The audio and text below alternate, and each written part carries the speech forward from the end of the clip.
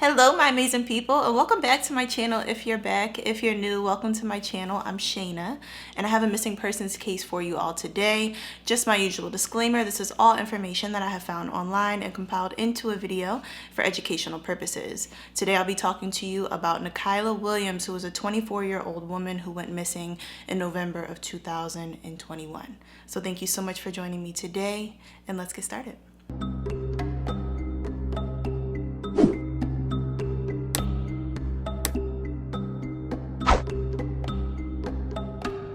24-year-old Nakyla Williams was born in May of 1997, and she's one of 4 children, having one older brother and 2 younger sisters. Her siblings, and her mother live in Indianapolis, and she's pretty close to all of her family. She's a very family-oriented girl.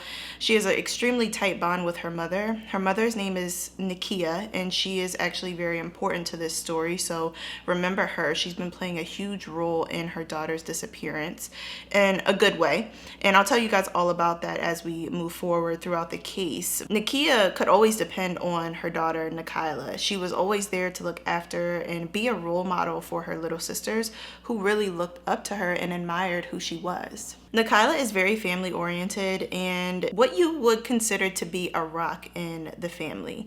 She is constantly in communication with her mother as well as her siblings. All of them talk every single day. There's not a day that goes by that Nakyla doesn't talk to her family, especially her mother.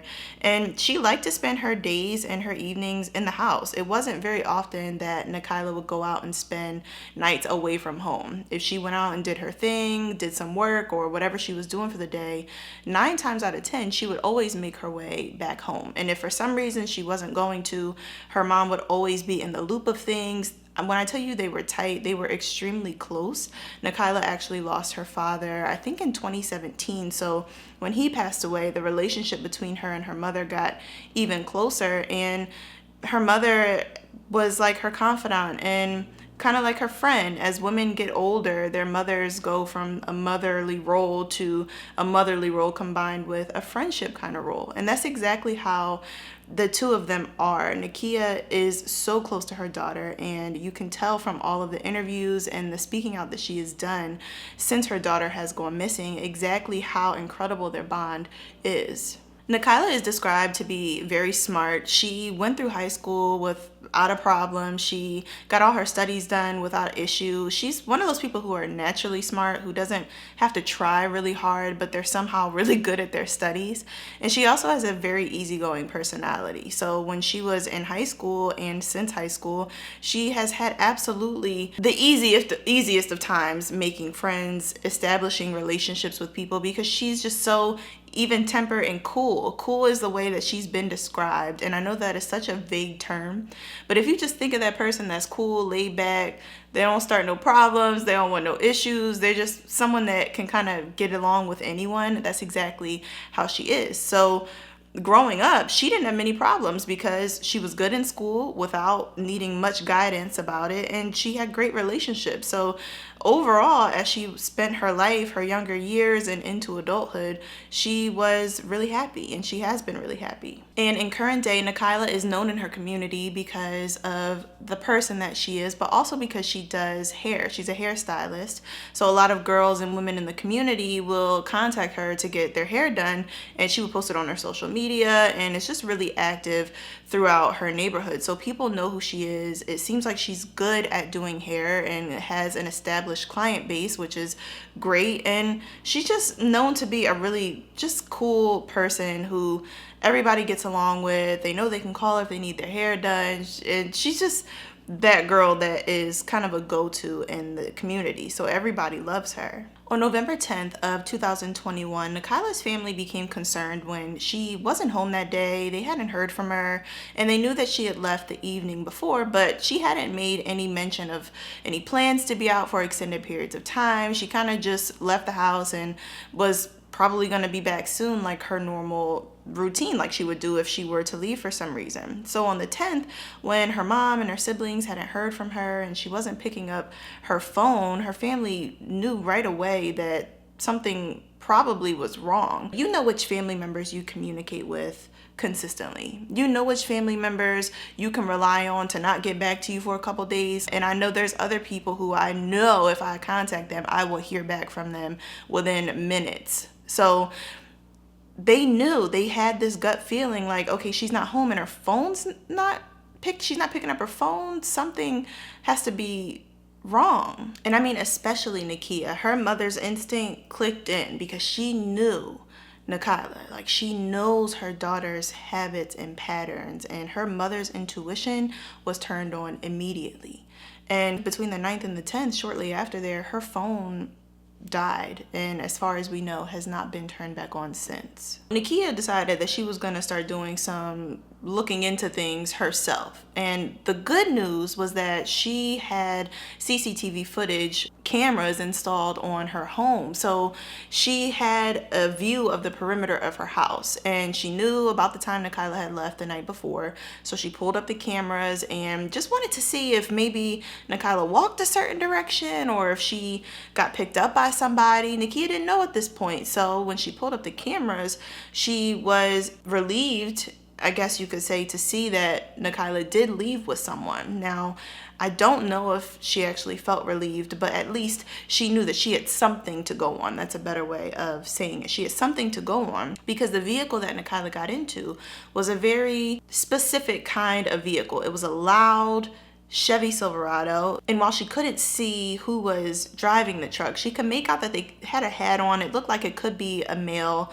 but she didn't know for certain who was driving this vehicle, but at least she knew what vehicle it was. And I don't know if Nakyla knew right away who the driver was, or if she had an idea based on the vehicle who exactly it was, but she knew for certain that Nakyla wouldn't leave with someone that she didn't know. So at the very least, Nakyla knew, okay, she probably left the house with someone that she's familiar with. She's not the type of person to go off with a stranger and to go somewhere unsafe, and she didn't have any bags with her in the camera footage. So it looked like she was planning to just maybe go out for a couple hours or go out for the night and come back home. So Nakyla knew that there was most likely a male driving a Chevy Silverado and what direction they were headed. Between the 10th and the 11th of November, Nakyla contacted the Indianapolis Metropolitan Police Department to notify them that her daughter was missing. And as we know all too well, we're all too familiar with parents getting this response of a lack of urgency, a lack of a feeling that the police are actually going to do anything. We've talked about this. We've had this conversation many times on my channel because unfortunately it happens constantly, and that's exactly what happened when Nakyla called. She didn't feel like her daughter's case was going to be handled with urgency, and one day of her daughter being missing, she knew that she wasn't missing on her own. She knew that somebody was with her daughter. She was hoping that she was okay, but it wasn't feeling right. Like, her mother's instinct was telling her her daughter needs her to come look for her. Her daughter is waiting for her to come find her, and that's exactly what she planned on doing. Before I continue, I just want to mention how much I respect Nakyla as a mother. There are a lot of cases on my channel where the mother of someone who is missing has done a lot of legwork to get to the bottom of things, and that especially is the case here. Nakyla is a super mom, and she is absolutely not willing to give up at anything. She's outspoken, she's real, she's honest, and she has been very courageous in her searches for her daughter. She has pretty much gotten all of the leads that police have now. She's done all of the dirty work, all of the legwork in looking for Nakyla. So before I continue, I just want to make that crystal clear and just pay my respects to her, because she's been doing everything that she can with the help of the community, and because of what she's done so far, we kind of have a direction to at least head in. The police have a direction to head in thanks to Nakyla. So I told you that Nakyla was able to see the truck on the CCTV footage, and the license plate of this truck actually was found to be registered to a home not far away at 3430 North Leland Avenue, which is pretty close to Nakyla's home. So Nakyla thought that it was best to make her way over there to see if anyone was there, if the truck was there, to see if she could talk to somebody. And she was realizing from the beginning that this was going to be more difficult than it should have been. She was able to speak to a woman who was found to be the mother of a man named Beston Hoyle. And the mother pretty much said, yeah, you know, my son, he actually left and went to Mississippi. And Nakyla could tell that the person she wanted to speak to was most likely Beston, because what was his mother going to have realistically done or been a part of in her daughter's disappearance? So she was just pleading, like, as a mother, can you please just give me any information? Can you get me in contact with him? And the mother pretty much wasn't really helpful at all. She answered a couple questions, but she wasn't really trying to get involved. You know, kind of the mentality of, I just don't want any parts of this, is what Nakyla was getting. And that was very frustrating for her, but there was really nothing she could do. She couldn't force this woman to provide her with information. But the pieces of the puzzle were put together that the driver of the Chevy Silverado is Beston Hoyle. He's the owner of that vehicle, and it's alleged that he was actually wearing the same hat that he had on in the truck on the CCTV footage as a Facebook video, the last Facebook video that he posted on his Facebook, which is this picture here. Apparently, and I can't confirm this, but apparently he had on the same hat. So this kind of let the family know, okay, this is most likely who we need to get in communication with. The car is registered to this home.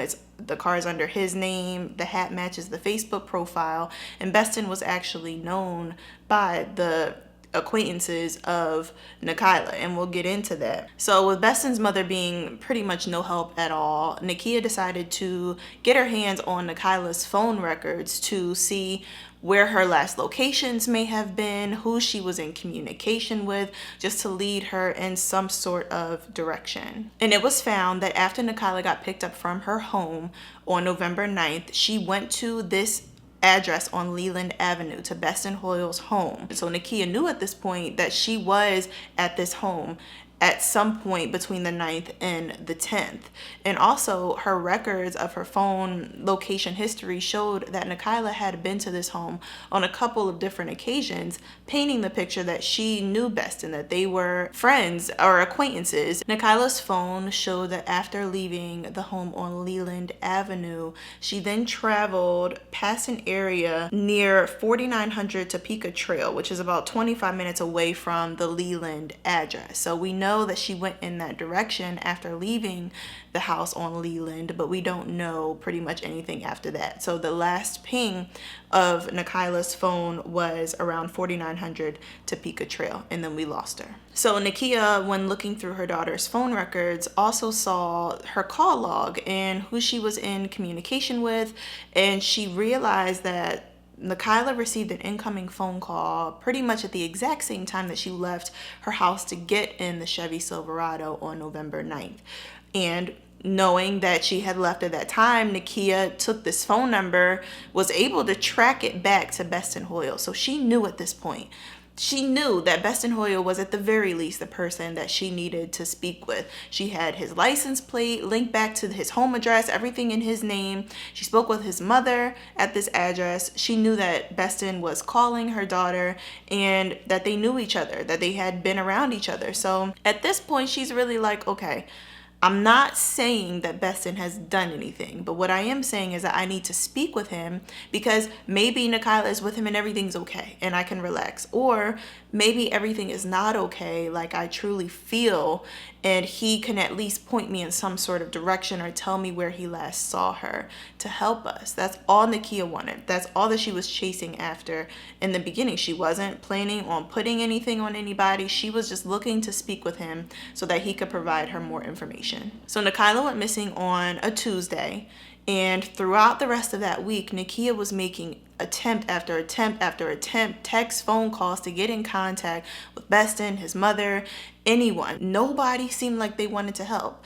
Beston especially had not returned any phone calls, and he was pretty much just giving her the cold shoulder. He wasn't getting back to her at all. He was leaving everything just unanswered. When she realized that making attempts this way wasn't going to work, she's like, okay, well, I'm just going to go back to the house on Leland to see if maybe he's there or if there's someone else I can talk to. And when she went back there on Saturday, just 4 days after Nakyla went missing, the house had been abandoned. There was absolutely no sign of the Chevy pickup truck. There was no sign of anyone inside. Everyone had left.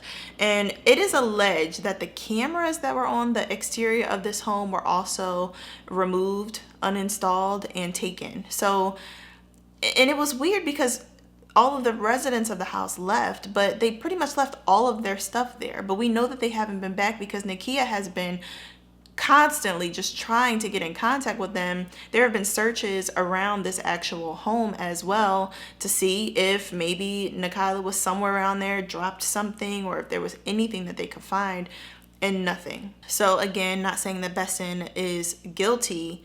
Everyone just kind of felt like, well, he doesn't look particularly innocent either. So like I said, people have been searching. The community has come together. Nakyla's family and friends have come together. They've done searches in abandoned homes in the area. They've done searches in wooded areas.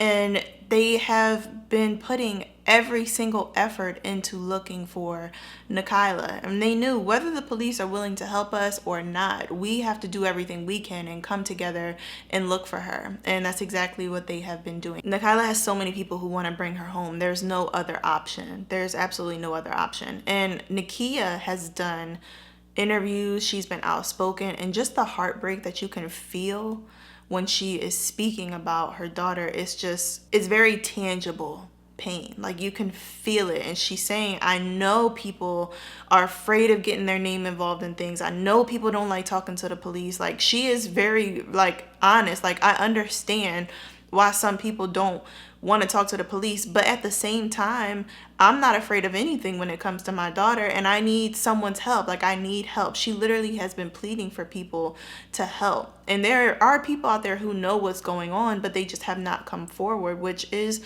infuriating. So let's talk about Beston Hoyle. So he's not a complete stranger to everyone. He is from Flint, Michigan, and operates a music studio that is called, I'm going to do my best, N Block Cami Guillotine Records. Now, I don't know if I'm pronouncing that correctly at all, but that is what his, record recording company is called, and it's based out of Flint, Michigan. He also was active on Facebook and actually was in communication with Nakyla on Facebook. She would often get likes from him on her pictures and her posts. He would often like her family and friends' pictures and posts. Like it was clear that they really knew each other. But since Nakyla has gone missing, Beston actually has unliked all of the information on Nakyla's Facebook that he had liked previously, which seems a little weird. It seems like he's just making an attempt to distance himself from the investigation.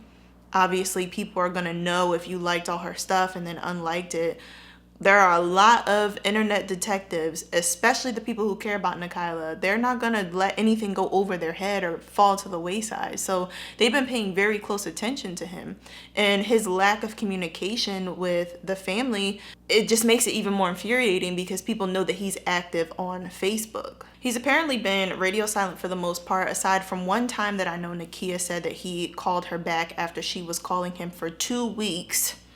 But he has been horrible enough to like posts about Nakyla's disappearance, which in my opinion, and I could be totally wrong here, it seems like it's almost to taunt people because he knows that people are looking for him and want to speak to him, and he's completely evading everyone, has completely disappeared. But he's like showing people like, yeah, I see what's going on. I see what's going on, and I'm still not going to call you back. Like, that's the kind of energy that him liking posts about Nakyla, that's the kind of energy it's giving.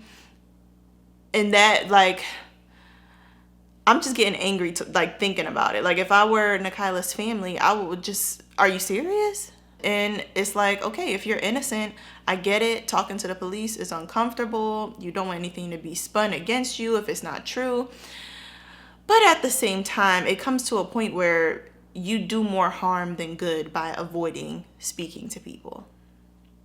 Speaking to the family. Even if you don't call the police, you could call the family, send a text, do something, you know? But the IMPD finally became seriously involved in Nakyla's case and released the missing persons report to the public at the end of November, 3 weeks after Nakyla was last seen, you guys. And to most sensible people, this is totally unacceptable. It's way too long of a delay. But apparently there is a law in Indiana. It's called Molly's Law. And this law requires police to act on missing persons cases immediately if they are deemed high risk. And categories that consider a missing person to be high risk include being less than 21 years old, being missing for over 30 days, and being in need of medical attention. And Nakyla fell in none of these categories at the time that Nakyla was trying so hard to find her.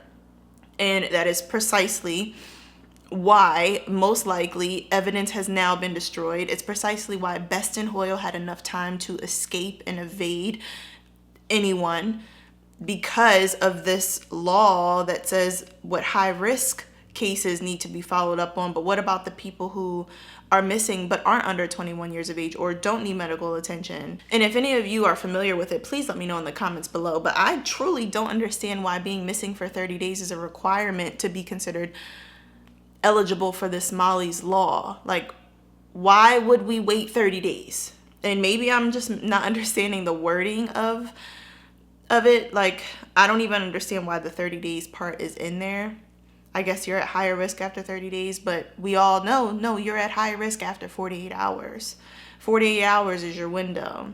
So it seems like to me there should be some sort of laws to require action in the first 48 hours. But because the IMPD thought that there was no foul play involved, they pretty much told Nakyla, look, we're handling it, but it's not considered a high risk missing persons case. And for them to say that there was no foul play involved was crazy to Nakyla's family, because to them that's what it appears is involved. And they just know Nakyla wouldn't have gone missing on her own. And Beston's sketchy behavior ever since shows them exactly what they need to see, that something did happen to her and that there now is a cover-up. The police have, however, come forward to say that they do believe that Nakyla traveled to Flint, Michigan with Beston Hoyle.